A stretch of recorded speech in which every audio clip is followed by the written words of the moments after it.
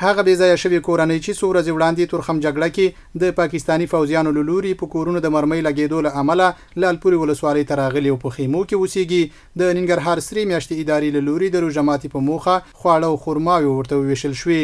د ننګرهار سرې میاشتې رئیس مولوي فضل الرحمن فیاض وایي دغو کورنیو ته د روژه ماتي په موخه 3000 پارسله پاخه خواړه او شاوخوا 4 ټنه هغه خرماوې چې سعودي عربستان له افغانستان سره مرسته کړې وه وویشلې.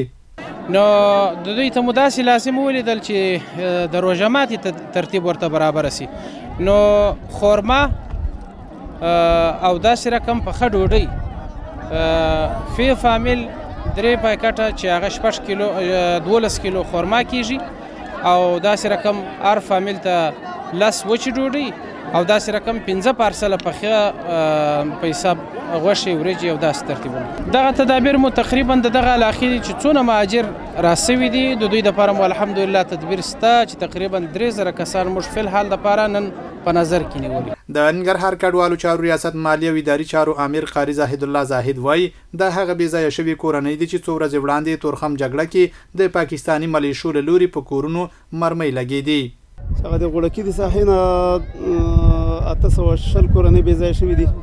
د تورخم د بازار د ساحې نه 350 کورنۍ بې ځایه شوي دي او د کوچانو درې نه 1 کورنۍ بې ځایه شوي او دغسې د ټول پلازي په ساحه کې چې کوم شینواری قوم اوسېږي هغه هم تقریبا 100 شاوخوا کورونه به هغه هم ټول بې ځایه شوي دي.